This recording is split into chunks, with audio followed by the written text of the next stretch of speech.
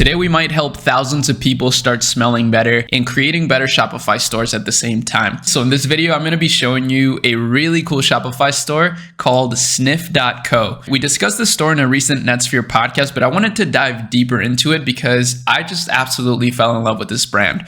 Now, let me show you real quick. Obviously, the branding is super trendy, beautifully designed. It looks so modern and, just everything about it is really great. I've recently been getting into cologne a little bit and I realized it's a really high average order value niche. And this store is really smart because they paired fragrances with candles as well. So instead of just being honed into just perfumes, right? They can tap into the candle niche, which is such a cool niche. Candles are awesome. And if we take a look at the Google trend for fragrance, we see that it's actually continuously growing. So more people want better smells around their homes, on themselves. And it's actually not something that I expected. Personally, I never really thought that those things were that popular until I started looking deeper into it. And this brand is a perfect example of how to do it right. They're kind of taking over the sniffing and fragrance niche slowly but surely, because if we take a look at their traffic, they're actively getting more and more traffic. And I assume that this is going to continue growing into the holiday season,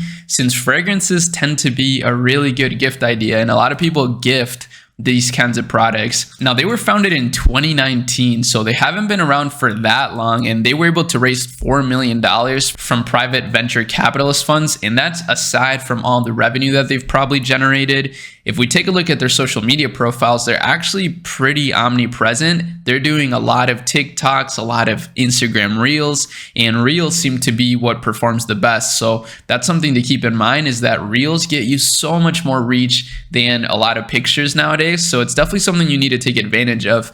When it comes to marketing a fragrance, I guess this is what we're going to learn about right now, because they also run a lot of Facebook ads. And if we take a look here, they're doing a lot of Instagram story format ads. They're doing a lot of this testimonial kind of stuff. So I'm guessing these are mainly for retargeting ads. And if you're not running retargeting, I mean, what are you doing, right? Like, retargeting is one of the best things that you can do to recover a lot of lost sales. With a really solid retargeting strategy at Arie, we're able to get insane returns on ad spend for some of the brands we're working with. So that's why I'm trying to encourage all of you to do the same for your brands. Now, this is super cool. They've even tried to do little ads talking about calling all Leos. They're tapping a little bit into the astrology niche, the horoscope people, which is a pretty interesting marketing tactic because that's such a passionate group of people. And when it comes to a fragrance, right, maybe somebody would identify with the smell just because they saw an ad targeting their horoscope sign. That may be a stretch, but it's kind of a genius play at the same time, and definitely something at least worth testing. So as you see, they're doing a lot of different kinds of ads, like testimonial ads, these sort of UGC kind of ads showing the product, sort of unboxing. But what you see is a common theme here is that they're keeping the brand aesthetic congruent across every single piece of content. So this is one of the most impressive things to me. This is really hard to do as a brand. And I think for a fragrance brand specifically, you gotta keep that luxury feel, at least them, because that's what they're going for, right? They're going for like an elegant vibe. So it's really important for them to continue to do this. Now, they're posting a lot on TikTok. They're starting to pop off on here slowly but surely, and they're super consistent. So every time I see a very consistent brand, I just know that they're gonna keep getting better and better. That's the cool thing about consistency, is that you're trying more, therefore you can iterate quicker and find what works and then double down. They got over 10K followers on here,